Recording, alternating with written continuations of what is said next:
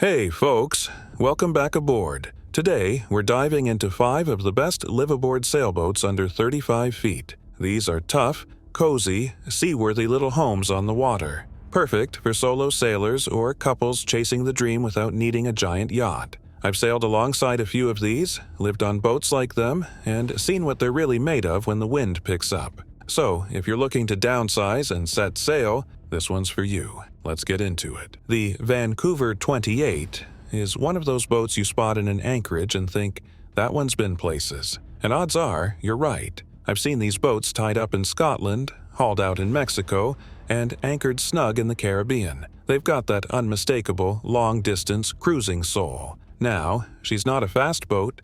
Full keel, heavy displacement, and a narrow beam make her more tortoise than hare, but that's the charm. This boat was built to look after you when things get ugly offshore. She tracks straight, feels solid in the chop, and doesn't get pushed around too easily. When you're crossing a stretch of open ocean and a squall pops up out of nowhere, that kind of steadiness is priceless. Down below, it's all about cozy efficiency. There's a snug quarter berth, a small but workable galley, and a main salon that turns into your sleeping quarters if you're not in the V-berth. Headroom is a bit tight if you're over 6 feet, but nothing you can't live with. What you do get is a real sense of being tucked in, a feeling of safety and comfort that's hard to describe until you've ridden out a storm on one. Storage is decent for a boat this size, especially since a lot of owners modify them with extra lockers and shelving. Water tanks and fuel capacity are both surprisingly generous too. That means fewer resupply stops and more time actually cruising. For solo sailors or couples who don't mind sacrificing a bit of speed and elbow room in exchange for rugged reliability, the Vancouver 28 is a real winner. It's a boat that'll look after you when it counts and keep you warm and dry when the world outside gets rough. The Dana 24 is proof that good things come in small packages. I once met a sailor who'd been living on his for over a decade. He called it the little ship that could, and that stuck with me, because that's exactly what it is. Tiny but mighty. This boat was built with serious voyaging in mind, despite its small footprint. It's full keel, has beautiful lines, and a hull shape that's all about seaworthiness. Underway, the Dana 24 feels more stable than a lot of boats 10 feet longer. She doesn't slam or hobby horse much, and the tiller response is smooth and predictable. Inside, it's cozy, sure, but also shockingly functional. There's a full galley, a wet locker, a real marine head, and sleeping room for 2. The craftsmanship is top-notch. Teak trim, clever storage nooks, and solid fixtures make it feel like a high-end build, not a weekend toy. Living aboard one of these takes a certain mindset.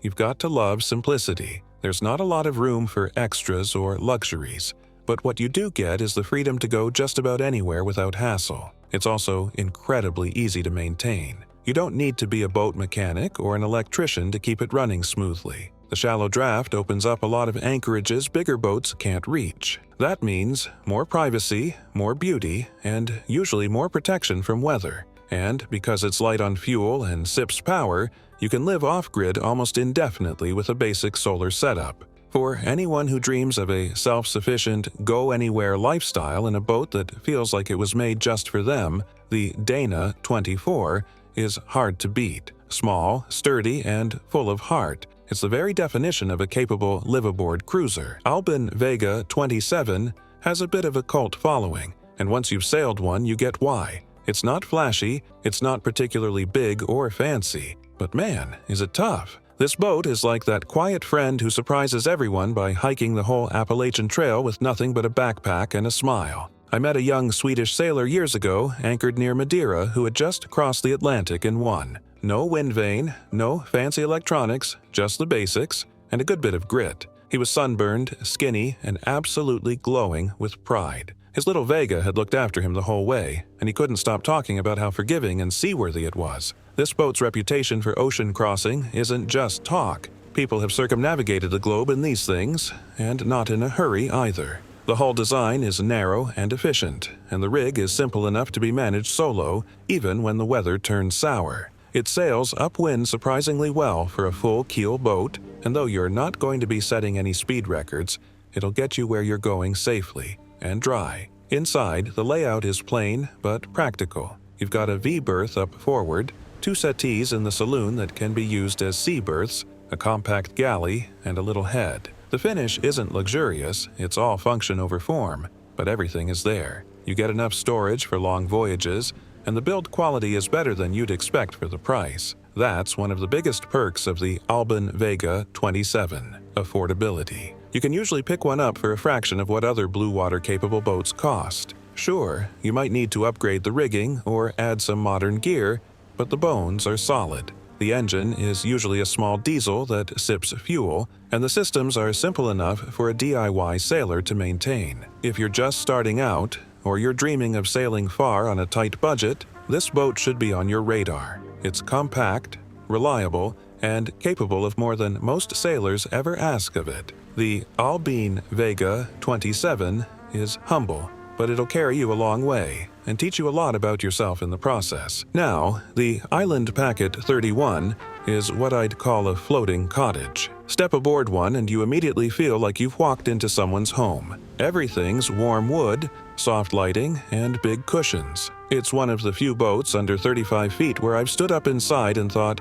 yeah, I could live here for a long time. This boat was made for comfort without skimping on seaworthiness. The full keel gives it great directional stability, and the hull design offers a surprisingly gentle motion in a seaway. It's a heavy boat for its length, but that translates into a smooth ride and a solid feel underfoot. I've sailed one down the coast of Portugal in confused seas, and it never felt twitchy or uncertain, just steady and dependable. The rig is a cutter, which gives you a lot of sail plan flexibility. When the wind picks up, you can reef down in stages and balance the boat beautifully. It's an easy setup to manage solo or as a couple, and that extra head sail really earns its keep in light winds and offshore conditions. Below deck is where the Island Packet 31 really shines. The interior is spacious, with a big salon, generous galley, and a proper nav station. There's a large V-berth forward and a decent-sized quarter berth aft, so you can have guests or crew aboard without everyone stepping on each other. The storage is phenomenal.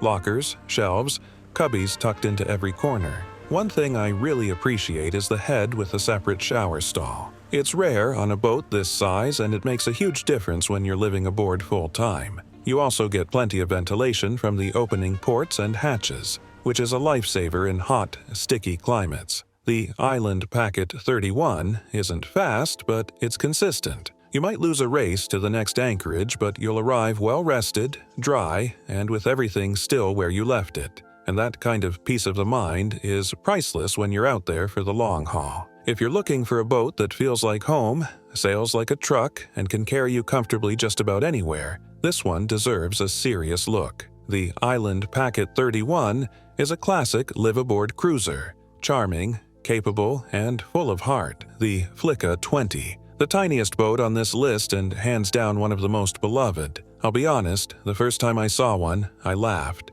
I was in a marina in Southern California, walking past row after row of 40-footers, and there she was, this chubby little cutter with a proud bow and the heart of a lion. I figured it was a day sailor, or maybe a weekend pocket cruiser. Then I met the guy who owned her. He'd just come back from Hawaii. That's the Flicka 20 in a nutshell. She looks like a toy, but don't be fooled. This little boat is a blue water beast in miniature form. Full keel, heavy displacement for her size, and built like a tank. The hull is thick and reassuring, and she's known for staying upright and composed in seas that make bigger boats nervous. She's only 20 feet long, but every inch is used with purpose. You step into the cockpit, and it's surprisingly deep, safe, and cozy. Below deck, it's like a tiny cabin in the woods. There's standing headroom for folks under 5'10", and it never feels cramped thanks to the beam and clever layout. You get a little galley, a proper marine head, and space to sleep 2 comfortably. 3 if you're friendly.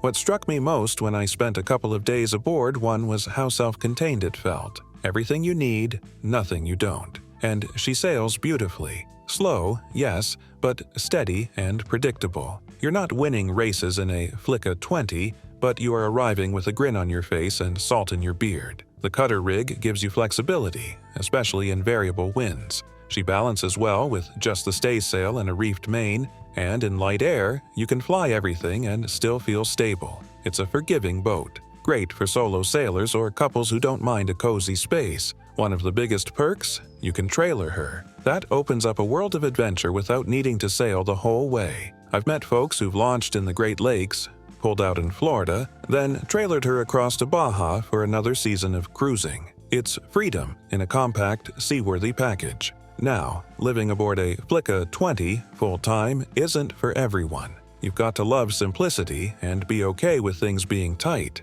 But if you're chasing a life of low-cost, low-stress sailing with the option to go offshore when the itch hits, this boat's a dream. The Flicka 20 is proof that small doesn't mean limited. It just means intentional. Every nook has a purpose, every sail a reason, and every mile under her keel feels like a victory. For the right sailor, she's not just a boat, she's home, she's freedom, and she's a salty little legend. So, there you have it. 5 small but mighty sailboats that prove you don't need a floating palace to live the cruising life. Whether it's the rugged charm of the Vancouver 28, the cozy grit of the Dana 24, the budget-friendly reliability of the Albin Vega 27, the comfort and warmth of the Island Packet 31, or the sheer soul of the tiny Flicka 20, each of these boats brings something special to the table. Living aboard isn't about square footage. It's about simplicity, adventure, and finding joy in the little things. It's about waking up to the sound of water lapping at the hull,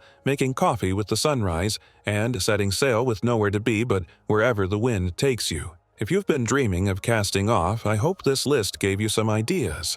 Or maybe even a bit of courage. Big or small, the right boat is the one that feels like home when you're out there under the stars. Thanks for coming along for the ride today. If you enjoyed this one, be sure to stick around. I've got more stories, tips, and salty ramblings headed your way soon. Until then, fair winds and following seas, my friends. Catch you in the next one.